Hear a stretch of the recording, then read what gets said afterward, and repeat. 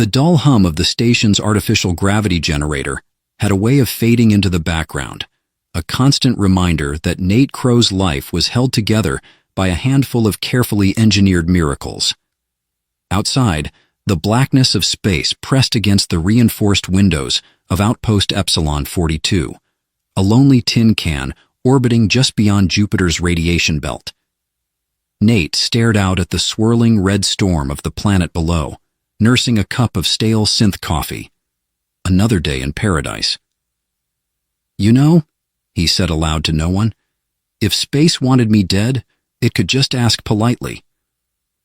The coffee maker burbled in response, as if agreeing.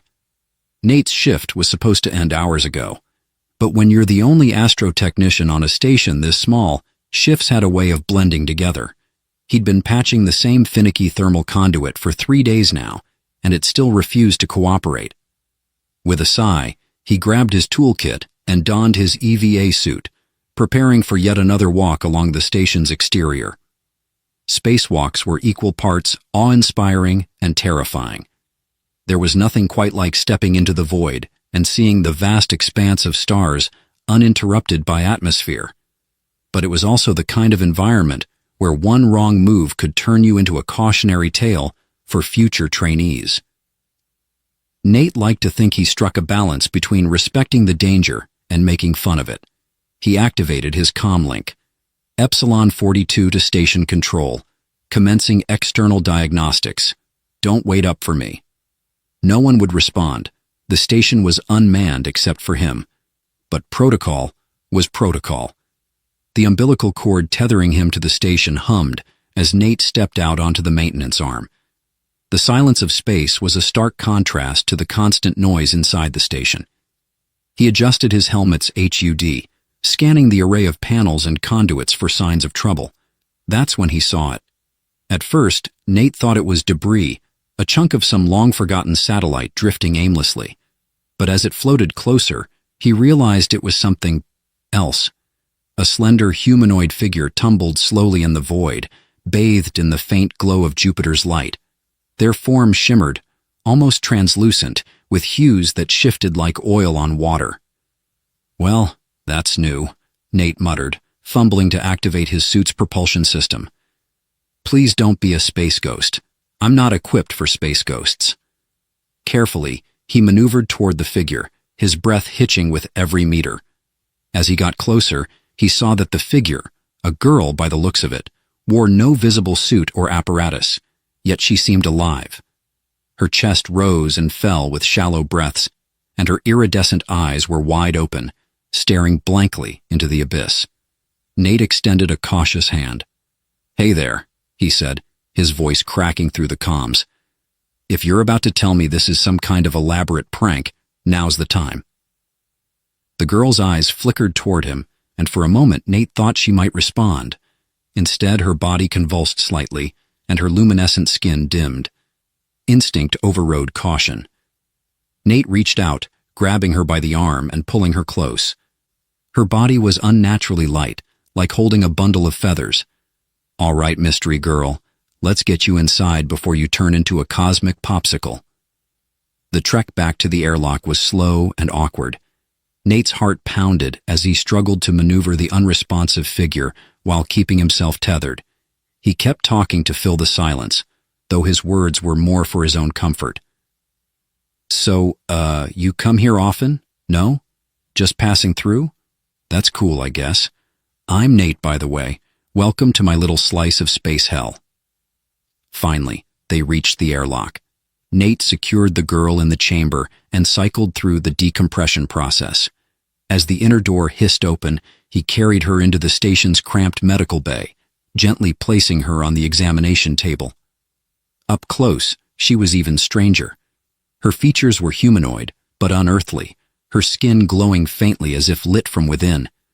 Her hair floated weightlessly, shimmering like strands of starlight. Nate's brain raced to make sense of what he was seeing, but there was no easy explanation. Alien? Experiment? Hallucination from too much bad coffee? Her eyes fluttered open, and Nate nearly jumped out of his skin. She stared at him with an intensity that made him feel exposed, as if she were cataloging his every thought. When she spoke, her voice was soft, melodic, and slightly garbled, like a signal struggling to tune. "I have no home." Nate blinked. "Well, that makes two of us. Welcome aboard." The girl didn't laugh, but Nate swore he saw the faintest flicker of amusement in her eyes. He leaned back, running a hand through his disheveled hair. "All right, mystery girl, let's start with some basics. Who are you, and how did you end up floating around like cosmic debris?"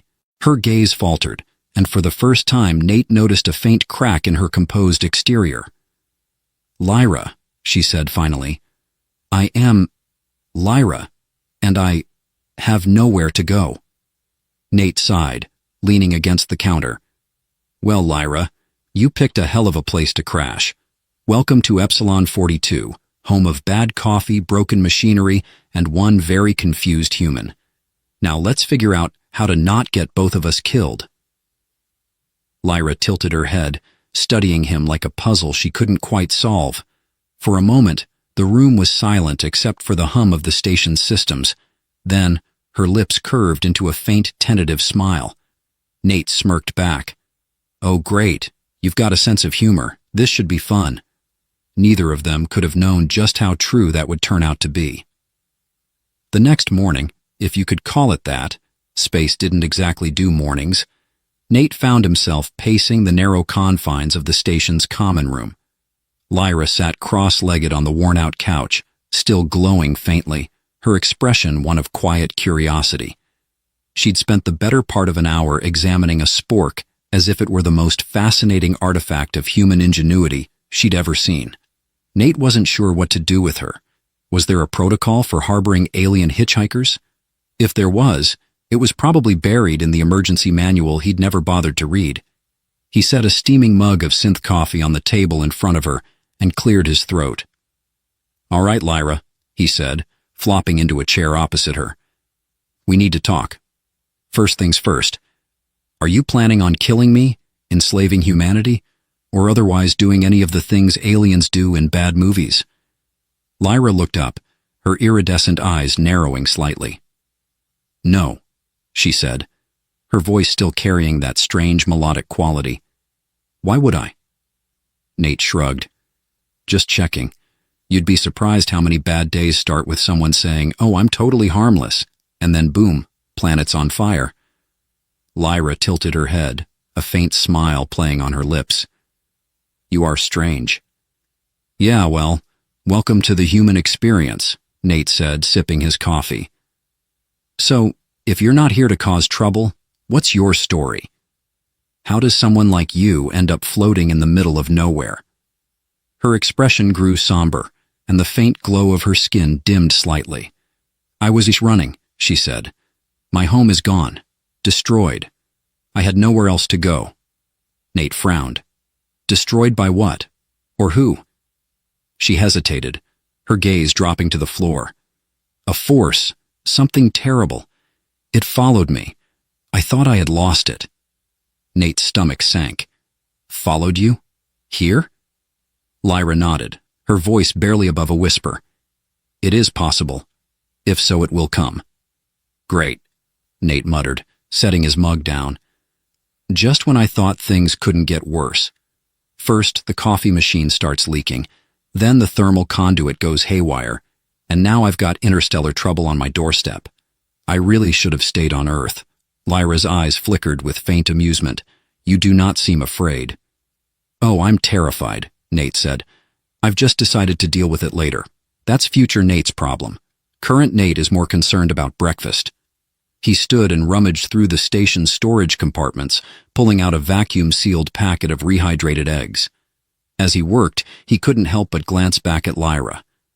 There was something unsettling about her calmness, like she'd been through so much that nothing could faze her anymore. "All right," he said, handing her a plate of the gelatinous yellow substance. Not exactly gourmet, but it beats starving.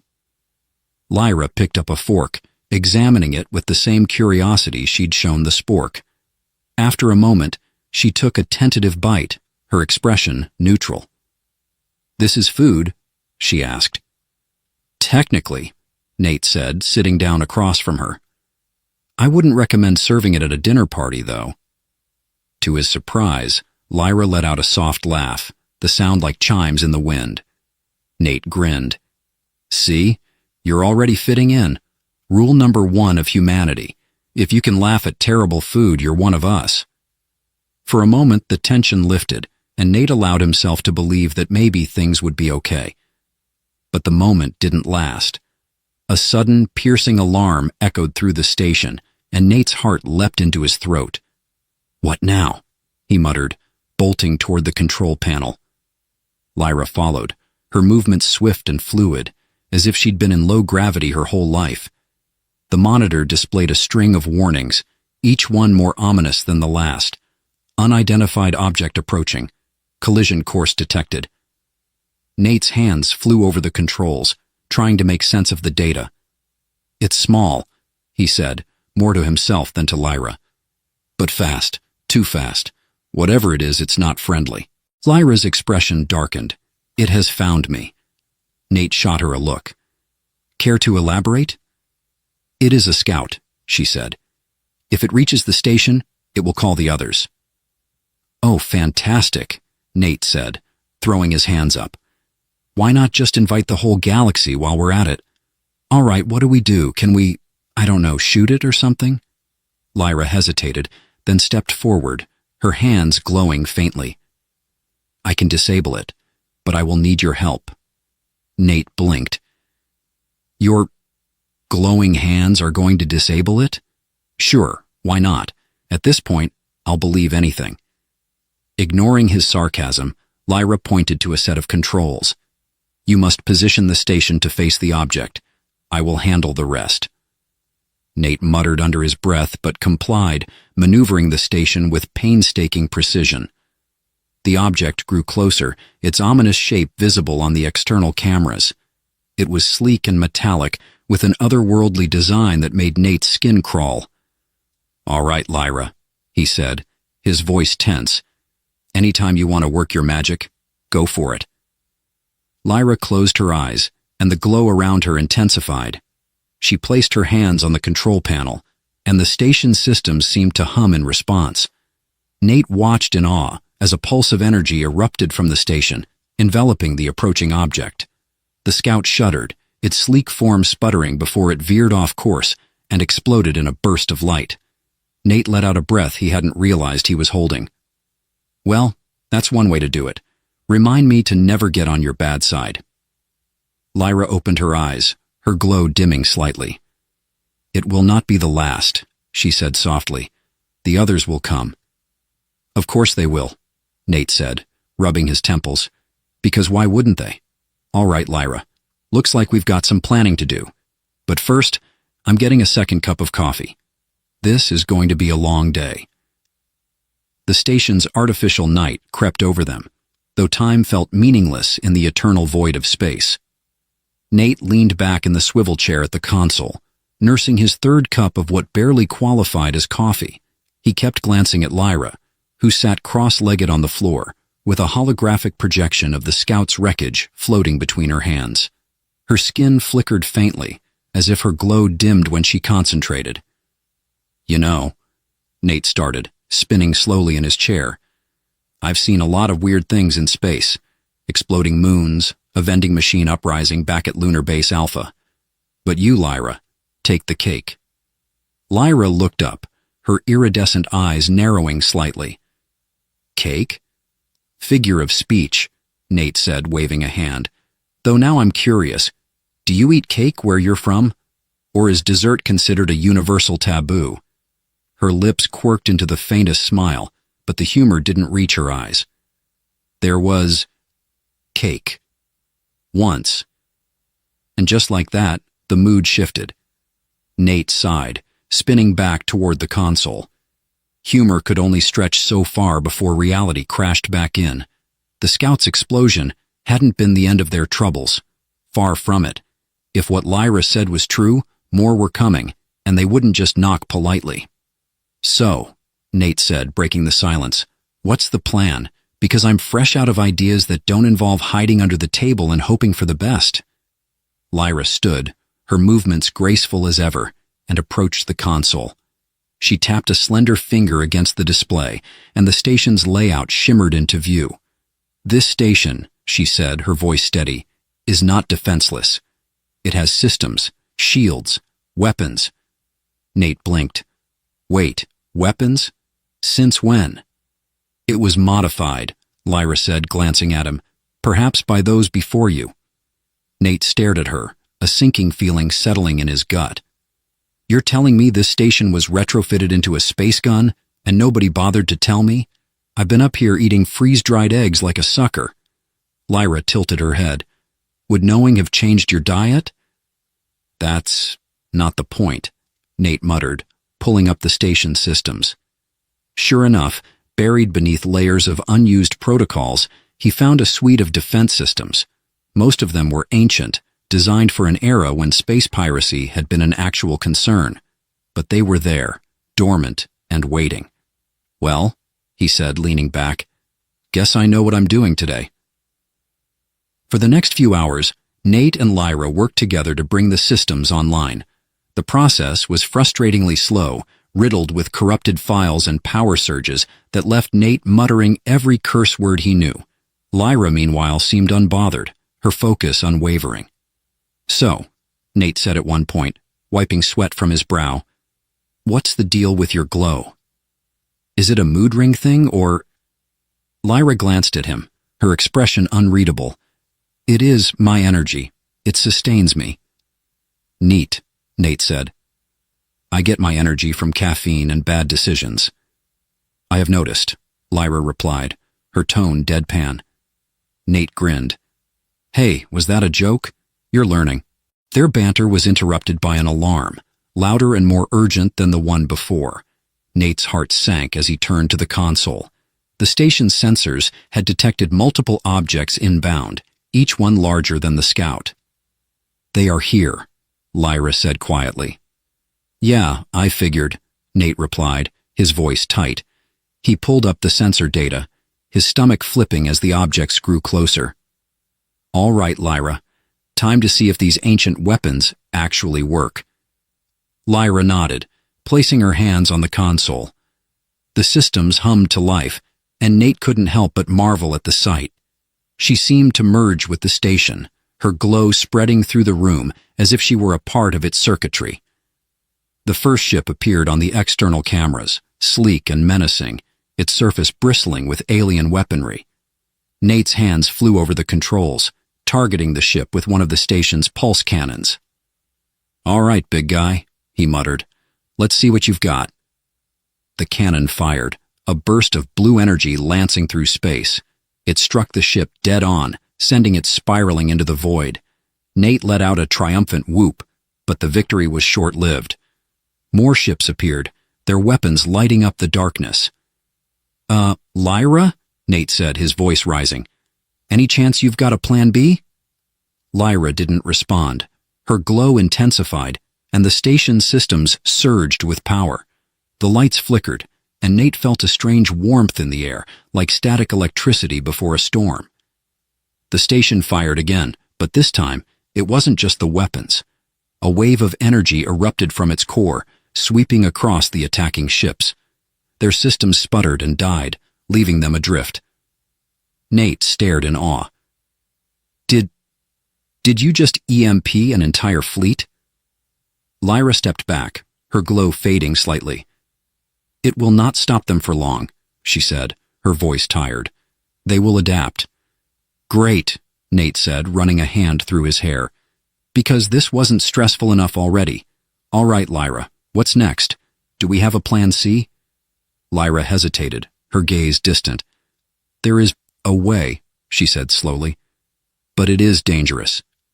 "Of course it is," Nate said with a sigh. "All right, spill. What's the big, crazy idea?" Lyra looked at him, her expression unreadable. "We must leave the station. Go to a place they cannot follow." Nate raised an eyebrow. "And where exactly is that?" Her eyes glowed faintly, and for the first time, Nate saw a flicker of something that looked like hope. "Home," she said softly. "What remains of it?" Nate blinked. You mean the home you said was destroyed? Yes, Lyra said. But there is something there, something that can stop them. Nate sighed, rubbing his temples. All right, Lyra, lead the way. But if this turns into another alien horror show, I'm demanding a refund on this whole space adventure. Lyra tilted her head, her lips curving into a faint smile. You are... strange. Yeah, Nate said, grabbing his toolkit. Let's get moving before I change my mind. The station's stillness was deceptive. Outside, the vast emptiness of space stretched endlessly, punctuated only by the faint glimmers of distant stars. Inside, Nate paced the cramped control room, the soft hum of the station's systems, the only sound accompanying his thoughts. Lyra, seated cross-legged near the main console, was a study in calm focus.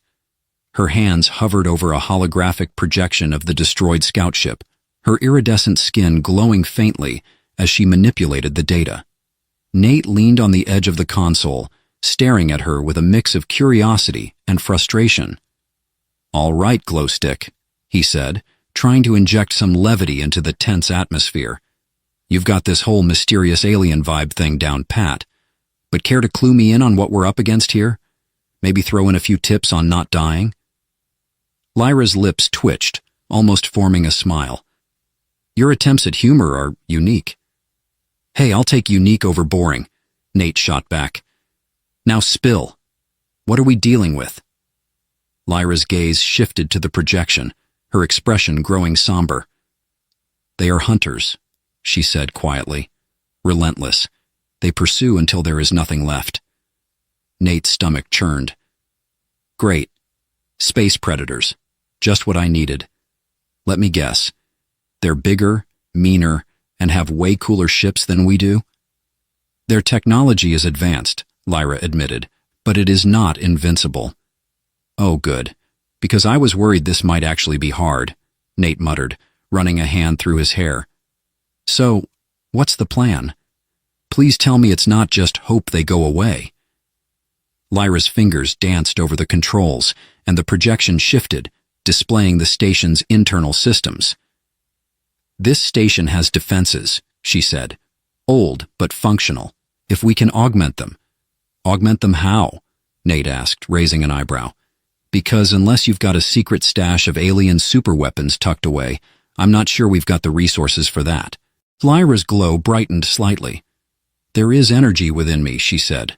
I can enhance the systems, but it will require your assistance. Nate's eyes widened. Wait, are you saying you're going to plug yourself into the station like some kind of living battery? That sounds safe. Lyra's expression remained calm. It is necessary. Right. Necessary. That's comforting, Nate muttered. All right, let's do this before I have a chance to think too hard about it and change my mind. They worked together in uneasy harmony, navigating the station's outdated systems and patching together a defense grid that had probably been considered cutting-edge a century ago. Nate's grumbling provided a steady background noise, punctuated by Lyra's occasional dry observations. You could have labeled these wires, Nate muttered, his head buried in a maintenance panel. I mean, who designs a system with red, redder, and reddest cables? Perhaps they assumed the user would possess competence, Lyra replied, her tone perfectly even. Nate's laughter echoed through the room. Oh, you're funny now. Great. Just what I needed. A glowing comedian. Hours passed, and the station began to hum with renewed energy. Lyra stood near the central console, her hands glowing brighter than ever as she channeled her energy into the systems. Nate watched in awe, a mixture of admiration and unease swirling in his chest. You're not overdoing it, are you? He asked. I mean, I'm all for saving our skins, but not if it turns you into a human, alien light bulb. Lyra glanced at him, her expression softening. I will endure, she said simply. Yeah, well, let me know if you start feeling crispy, Nate said. Just as the final systems came online, the station's proximity alarms blared to life. Nate rushed to the console, his heart racing. The sensors displayed multiple incoming signatures, each one larger and more menacing than the last. "They are here," Lyra said, her voice calm despite the tension in the air. Nate stared at the screen, his mouth dry. "Great. Just great. All right, let's see if all that fancy glowing of yours pays off." The first wave hit hard. The hunters' ships were sleek and deadly, their energy weapons hammering against the station's newly activated shields. Nate's hands flew over the controls, targeting one of the attackers with the station's pulse cannon. The weapon fired, a burst of blue energy striking the ship and sending it spiraling into the void. "One down," he muttered. "Only a dozen more to go. No problem." Lyra moved to his side, her hands glowing once more. "Focus on defense," she said. "I will handle the rest." Nate didn't argue. He focused on keeping the shields up and the station stable, while Lyra's energy surged through the systems. The station fired again, this time unleashing a wave of electromagnetic energy that disrupted the hunters' ships, sending several of them drifting helplessly. "Nice work, Glowstick," Nate said, grinning despite the chaos. "You've got a real knack for this whole space battle thing." Lyra's lips quirked into a faint smile, but her glow flickered slightly. Nate's grin faded. "Hey," he said, his voice softening. "You okay?" "It is manageable," she replied, though her exhaustion was evident. Before Nate could press further, the alarms blared again. Another wave of ships had appeared, larger and more heavily armed than the first. Nate's stomach dropped. "They're not giving up, are they?" he muttered. Lyra's glow steadied, and she turned to him with a determined look. "We must prepare to leave," she said. "There is something I must show you. A place they cannot follow." Nate blinked. "Wait, we're leaving? You couldn't have mentioned this earlier?" "There was no time," Lyra said. "Now there is no choice." "Fantastic," Nate muttered, grabbing his toolkit. "Just once. I'd like to have a nice, quiet day in space. Is that too much to ask?" Lyra's faint smile returned as she led the way. "For you? Perhaps." The tension aboard the station had settled into a steady thrum, like the low hum of an overworked engine. Nate sat cross-legged in the middle of the cargo bay, a tangle of wires and tools spread out before him. Beside him, Lyra knelt, her hands glowing faintly as she interfaced with the station's core systems. It was a bizarre sight, a man with a grease-streaked face and an alien whose skin shimmered like starlight, working side by side to prepare for what felt like an inevitable doom. "So," Nate began, his voice breaking the heavy silence, "are you going to tell me where exactly we're going, or is this one of those trust me and jump into the void situations?" Lyra's expression softened, though her focus remained on the glowing tendrils of energy weaving through the console. "It is a place hidden from their sight, a sanctuary." "Sanctuary, huh?" Nate said, twisting a bolt into place. "Does it come with a gift shop? Maybe a coffee machine that doesn't hate me?" Lyra's lips twitched into the faintest of smiles. "You find humor even in danger. It is peculiar." "Peculiar's just a fancy word for charming," Nate replied, grinning. "But seriously, can this sanctuary of yours handle those hunter guys? Because they don't strike me as the give-up-and-go-home type." "The sanctuary is protected," Lyra said. Her voice carried a note of reverence, as if the place she spoke of were more than just a location. "They cannot breach its defenses." "Good," Nate said, leaning back on his elbows, "because I'm running out of clever one-liners to throw at them. And trust me, they don't like my jokes." Lyra glanced at him, her iridescent eyes glimmering with faint amusement. "Perhaps they lack the capacity to appreciate peculiar humor." Nate chuckled. "You're learning fast. Next thing you know, you'll be telling me knock-knock jokes." Their momentary levity was interrupted by a sharp beep from the control panel. Nate scrambled to his feet, his heart pounding. The display showed another wave of hunter ships entering the station's vicinity. "They're not wasting any time," he muttered. We ready to make a run for it? Lyra stood, her glow intensifying. Almost. There is one final adjustment. Final adjustments are how people get blown up in movies, Nate quipped, but he followed her to the central console. All right, what's the plan, Glowstick? She placed her hands on the console and the station's lights dimmed. The air hummed with energy as Lyra's power surged through the system. Nate watched in awe as the holographic map of the surrounding space shifted, revealing a hidden jump point.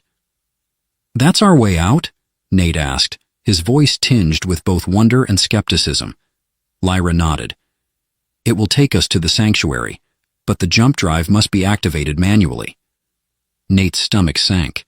Manually? As in someone stays behind to push the button?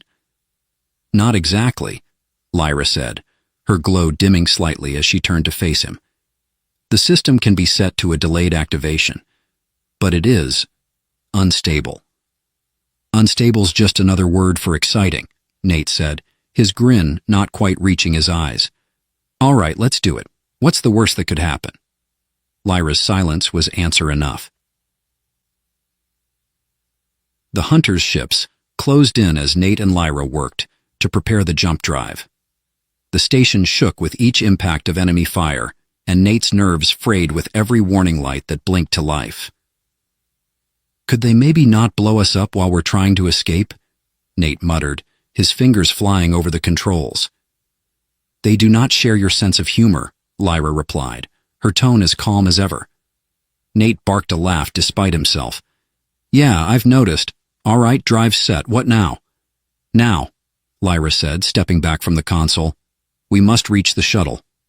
Right, the shuttle. Where we're totally safe and definitely not sitting ducks, Nate said, grabbing his toolkit. Lead the way, your glowiness. They raced through the station's narrow corridors, the distant sound of explosions growing louder. Nate couldn't help but glance at Lyra as they ran. She moved with a grace that seemed almost otherworldly, her glow lighting their path. So, he said, trying to distract himself from the growing sense of dread, what happens if this sanctuary doesn't live up to the hype? Do we ask for a refund? Lyra's faint smile returned. Your faith in me is inspiring. Hey, I'm here, aren't I? Nate shot back. That counts for something. They reached the shuttle bay just as another explosion rocked the station. Nate winced as the lights flickered, but the shuttle systems blinked to life under Lyra's touch. All right, Nate said, strapping himself into the pilot's seat. Let's blow this popsicle stand. Lyra took the seat beside him, her glow dim but steady. Engaging launch sequence. The shuttle shot out of the station just as the jump drive activated.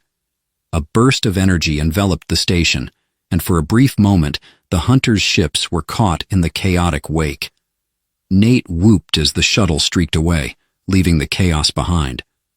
Well, he said, slumping back in his seat. I'd call that a successful escape. What do you think? Lyra's gaze remained fixed on the glowing jump point ahead. The sanctuary is near, she said softly. Near is good, Nate said. I like near. Let's just hope your sanctuary has a decent bed, and maybe a pizza. Lyra's faint smile widened, and for a moment, the tension eased. But as the shuttle sped toward the sanctuary, Nate couldn't shake the feeling that their troubles were far from over. The shuttle glided through the void, its engines purring like a contented feline. Ahead, the glowing jump point shimmered, an ethereal gateway framed by swirling tendrils of light. Nate leaned forward in his seat, his knuckles white on the controls. Beside him, Lyra was as calm as ever, her glow steady despite the lingering tension in the air. All right, Glowstick, Nate said, breaking the silence. Tell me this sanctuary of yours isn't just a shiny mirage. I've got a strong preference for real places with breathable air. Lyra glanced at him, her iridescent eyes shimmering with faint amusement. It is very real, and it is safe. Safe? Nate repeated, arching an eyebrow. That's a big word for someone whose glowing friends are trying to vaporize us. They are not my friends, Lyra said, her tone firm but not unkind, and the sanctuary is beyond their reach. If you say so, Nate muttered, his grip on the controls relaxing slightly. But if I see even one hunter ship, I'm turning this thing around and finding a nice quiet asteroid to hide under. Your bravery is inspiring, Lyra said, her voice tinged with dry humor. Nate grinned despite himself. You're getting good at that. Next thing I know, you'll be cracking jokes about my piloting skills. They require no embellishment, Lyra replied smoothly. Nate's laughter echoed in the small cabin. Touché. The jump point enveloped the shuttle in a burst of light, and for a moment, the universe dissolved into a kaleidoscope of colors. Nate gritted his teeth as the shuttle shuddered, its systems groaning under the strain. Then, just as abruptly as it began, the turbulence ceased. The colors faded, revealing a new expanse of space unlike anything Nate had ever seen. Whoa, he breathed, his eyes widening. That's not what I was expecting. Before them lay a colossal structure, its surface a patchwork of shimmering panels that seemed to shift and change like the surface of a living organism. It was suspended within a swirling nebula of deep purples and vibrant blues, the light dancing across the structure's surface in hypnotic patterns. Welcome to the sanctuary, Lyra said softly, her voice tinged with awe. Sanctuary? Looks more like a disco ball on steroids, Nate said, but his tone lacked its usual edge. What is that thing? It is a refuge, Lyra said, a place of peace and protection, created by those who sought to escape the hunters. Nate frowned. Wait, are you saying there are more of your people in there? Lyra hesitated, her glow dimming slightly. Not exactly. The sanctuary adapts. It provides what is needed for those who find it. Great, Nate said, steering the shuttle toward the structure. I hope it adapts to a human who's very attached to his coffee, and maybe a soft bed, and pizza. As the shuttle approached, a section of the structure opened, revealing a glowing entrance. Nate guided the shuttle inside, his stomach twisting with a mix of apprehension and curiosity.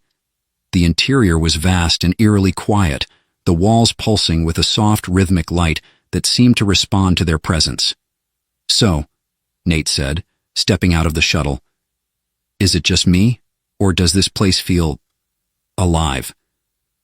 It is alive, Lyra said, her voice reverent.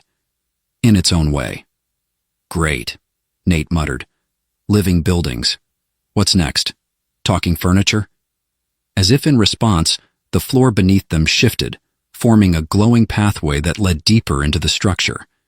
Nate blinked, his usual humor momentarily replaced by awe. All right, he said, stepping onto the path. Let's see where this goes. But if it tries to eat me, I'm blaming you. Lyra's faint smile returned. I will take full responsibility.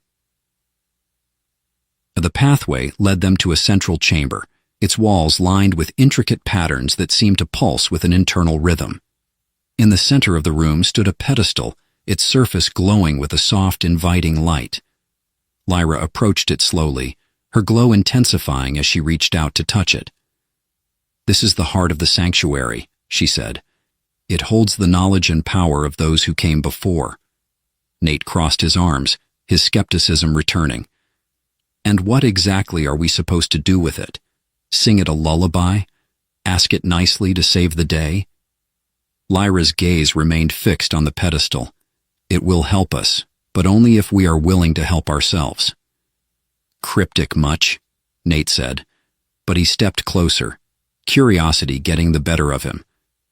All right, Glowstick, what's the plan? Lyra placed her hands on the pedestal, and the room filled with a soft hum. The patterns on the walls shifted, forming images and symbols that seemed to tell a story. Nate watched in silence, his usual quips forgotten, as the history of the sanctuary unfolded before them. They were like you, Lyra said, her voice barely above a whisper. Fleeing destruction, searching for hope.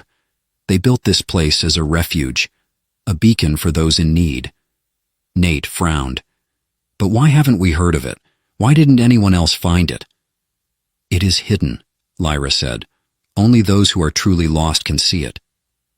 Nate's stomach twisted at her words, but he pushed the thought aside. All right, he said. So how does this help us deal with the hunters? The patterns shifted again, forming an image of a glowing sphere surrounded by tendrils of light. Lyra's expression grew serious.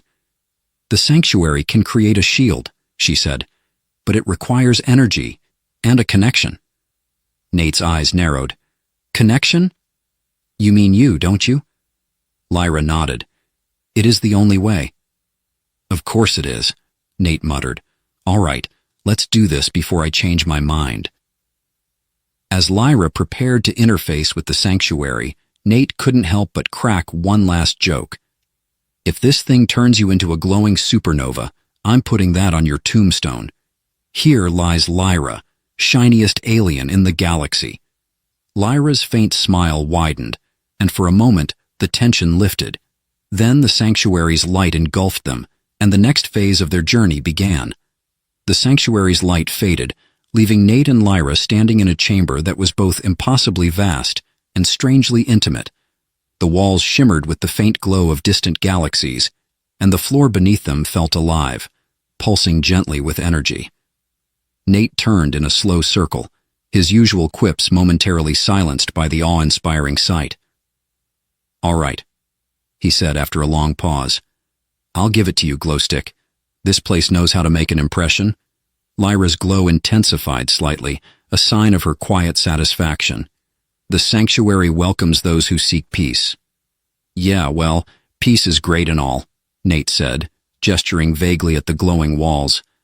But I was kind of hoping for pizza. Before Lyra could respond, a soft hum filled the air. The patterns on the walls shifted, forming intricate designs that seemed to pulse with an internal rhythm. Nate frowned, his hand instinctively moving to the toolkit on his belt. Is it supposed to do that? He asked, his voice tinged with both curiosity and concern. It is responding to us, Lyra said, to our presence. Great, Nate muttered, as long as it doesn't start asking for my credit card information. The hum grew louder, and a beam of light descended from the ceiling, enveloping the pedestal in the center of the room. Lyra stepped forward, her movements graceful and deliberate. Nate hesitated, then followed, his usual bravado tempered by a growing sense of unease. So, he said, trying to inject some levity into the moment. What happens now? Does this thing knight you as queen of the glowworms? Lyra glanced at him, her expression unreadable. The sanctuary is preparing to act, but it requires our guidance. Our guidance? Nate repeated, his brow furrowing. I'm not exactly the guiding type, more of a wing it and hope for the best kind of guy. Lyra's lips curved into the faintest of smiles. And yet, you have come this far. Nate opened his mouth to respond, but the beam of light shifted, extending toward him like a curious tendril. He froze, his heart pounding. Lyra? Little help here? Do not be afraid, Lyra said, her voice calm and steady. It seeks to understand you. Well, it's doing a great job of freaking me out, Nate muttered, but he stood his ground as the light enveloped him. A strange warmth coursed through his body, and for a brief moment, he felt as if the universe itself was peering into his soul. When the light receded, Nate exhaled sharply, his legs wobbling slightly. Okay, he said, rubbing the back of his neck. That was weird. Are we done, or does it want my blood type too? Lyra's expression softened. It has accepted you. Great, Nate said. Now can we talk about how to stop the hunters from turning us into space dust? The patterns on the walls shifted again, forming an image of a glowing sphere surrounded by tendrils of light. Lyra's glow brightened as she stepped closer, her eyes fixed on the display. The sanctuary can create a shield, she said, a barrier strong enough to repel the hunters, but it will require energy and a connection. Connection, Nate said, crossing his arms. That's starting to sound a lot like sacrifice. Not a sacrifice, Lyra said. A bond. The sanctuary must merge with one of us to channel its power. Nate's stomach twisted. And let me guess, you're volunteering. It is my duty, Lyra said, her tone resolute. The sanctuary was created by my people. It is my responsibility to see it fulfilled. Nate shook his head. Hold on a second.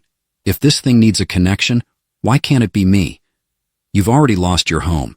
You shouldn't have to lose yourself too. Lyra's gaze softened, her glow dimming slightly. You would do this? Nate shrugged, his usual humor faltering. I'm not exactly hero material, but I'm good at fixing things. Maybe I can fix this too. For a moment, they stood in silence, the weight of the decision pressing down on them. Then Lyra stepped forward, placing a hand on Nate's shoulder. You have already done more than I could have asked, she said, but this is my choice. My path. Nate opened his mouth to argue, but the look in her eyes stopped him. With a heavy sigh, he nodded. All right, he said, but if you start glowing even more, I'm going to need sunglasses. Lyra's faint smile returned and she turned back to the pedestal. As she placed her hands on it, the room filled with a brilliant light. Nate shielded his eyes, his heart pounding as the sanctuary's power surged around them. When the light faded, Lyra stood unchanged, her glow steady and serene. The walls pulsed with a new energy, and the image of the hunter's ships on the display dissolved into nothingness. It is done, Lyra said softly. Nate let out a shaky breath. So, we're safe? Lyra nodded. The hunters will not find us here. The sanctuary has ensured it. Nate slumped against the wall, his exhaustion finally catching up with him. Good, because I'm pretty sure I've aged 10 years in the last 10 hours. Lyra stepped closer, her expression gentle. Thank you, Nate. For everything. He waved a hand dismissively. Yeah, just don't expect me to do it again. I'm retiring from the hero business. As they stood together in the sanctuary's glow, a sense of calm settled over them. For the first time in what felt like forever, Nate allowed himself to hope. They had found safety. They had found a home. And in a way, they had found each other. So, Nate said, breaking the silence, does this place have a kitchen? Because I'm starving. Lyra's faint smile widened, and together they stepped into their new beginning.